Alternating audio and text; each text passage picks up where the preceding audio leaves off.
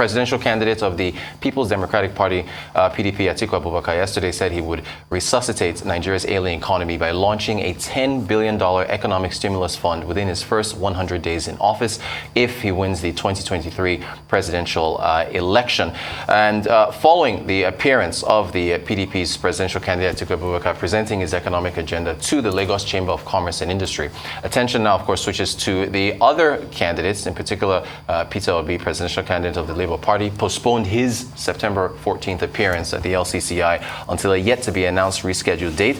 The presidential candidate of the ruling All Progressive Congress, Bola Ahmed Tinubu, is set to address the LCCI on October the 28th. Joining us to discuss further, Arise business analyst Chika Mbonu. Chika, you're very, very welcome. Hi, how are you today? Fine, thank you, sir. What inflation everywhere just continues to skyrocket. I mean, everywhere. I mean, the Ghanaians are just facing it right now. Our brothers in Ghana, we're just closely behind them. Exactly. At 20%. Yeah, our numbers are climbing up. We just hope that as we enter the ember months, and with the harvest season coming up, because the major driver for us is the food inflation, and hopefully that will slow, will take the wind out of the sail of the inflation in Nigeria. But let's see, our own figures will come out again, and let's see how. In fact, our figures are due Thursday, so we'll get our own numbers for August inflation in Nigeria. All right. So, what did you make of election season? Election season, yes. Now, do you recall that we set some criteria in our program here on how to assess the candidates, and with the manifestos as they push towards the February 2023 presidential election. One thing we just said was that this cycle will focus more on the hows and look less on the I will and I will. Because our will in 2015, the wills and our wills in 2015 that we didn't subject to to come analysis is what led us to where we are today. And so, we listened to the former vice president and the things he pushed out. You could see, of course, that there's a big movement from the current government to what His Excellency Atiku is proposing. He's pushing a private sector-led economy. Which on the macro is very, very, very good. We always believe that the private sector should lead, not a limping private sector, but a strong, empowered private sector should lead the drive for economic growth and expansion in our country. So that spoke well in that respect. So on the big picture, it's okay. Now, but if we come down to the levels, that's where. Remember I said that this time around, we will not listen to the highfalutin promises without understanding how they will be implemented. 10 billion economic stimulus within the first 100 days is a tough call. A tough call.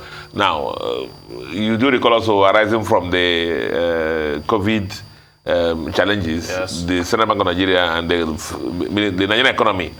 I think a lot of 3 trillion stimulus to push through the economy. And the issue has always been, does it trickle down to the MSMEs, and the micro, small and medium enterprises that they desire the most. I've always said in this program that for the economy to expand, we need to focus on that sector, which is providing them funding, which is the number one problem. Addressing the issue of power, which is another problem. But if you go these days to ask for the MSMEs, they still go to the banks, and the banks, even with the CBN push of 3 trillion stimulus fund or whatever, the banks ask for an arm and a leg. So, two issues. One for me is we should call him Alaji or Mr. Chika should work towards let's all have the fine details. When these things are done on our geographies, usually the page 2 of the distance is how we're going to fund this. Right. how we're going to raise this in the first 100 days, considering all the things that are happening in the world economy and Nigerian economy now. Now, having said that, I still assure myself with what Mr. Telepita said the other day, that the Nigerian economy, the things to do in our economy, the things wrong with our country are very simple. Require the terrorism, banditry, the issue of subsidies, petroleum, the crude oil stolen. Yeah. Now, simply because, listen, one of the major songs now is what? The Naira dollar exchange rate is at the 700 or whatever it is. Going back to 7, yeah. Okay, listen. 700. We have been this way before. 2016, 2017. And how did we get out of it? We got out of it through the fact that the fortunes, the God smiled on us and pushed up oil prices up. And so foreign exchange earnings came in from our primary source, which is oil. And the CBN reserves, ballooned, grew. Yeah. And Central Bank was strong enough to defend the currency. And at the time, I keep saying it, go and check, the official rate was lower, was higher than the black market, Paramount rate, because of the issue of the fact that if you want it in dollar, you get it. Now, simple things. Our OPEC allocation was what, 1.8 million barrels. That's right. Oil price at $120,000. Listen, guy, if we were able to push that 1.8 million barrels a day, right, and this dollar price that had been there for almost 1 year now, or at least throughout this year, we will not be in this kind of situation that we are in now. Very simple thing to do. And why do we need to do it? Crude oil theft. People are blowing up our pipelines. Right. Who are these people doing this in? Are they stronger than the state? So non-state actors are stronger than the state. So I'm just saying that even the 10 billion fund and whatever, if the candidates can even focus on the simple things. Right.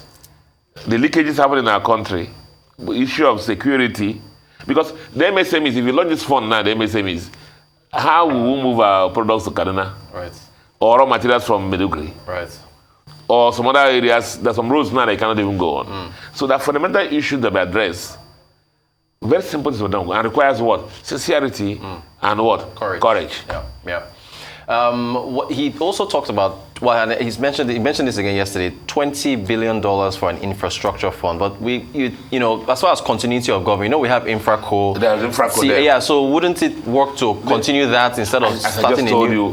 This Nigeria problem is not planning or document. We have all the documents out there that were able to transform our country. What we don't have is the diligence, sincerity, diligent implementation of the plans. Yes. Sincerity of purpose in implementing these plans with the nation, with the Nigeria as the gainer, not people at the corner, people on one side cornering all these benefits. If you have sincere people in governance, the plans are already there. Yeah. Whether it's agriculture, whether it's power. Okay, power. The issue of power, for example, the former vice president talked about making it an exclusive list. Yes. So that states, but is that really the problem? That's all. Is it? There's some states, brother, they're not be able to pay salary for how many months? Right. Is that so how would they now be able the to focus of power? Right? Is that the problem? Yeah. There's some states the governors they live in Abuja, just collect for allocation and just share. So I'm saying there are fundamental issues that need to be addressed. If you put an exclusive list, is that a problem really? We know there are issues of like generating power and putting into the general pool and then getting lost in the process. Yeah, that's an issue. But there are other issues there that we need to solve.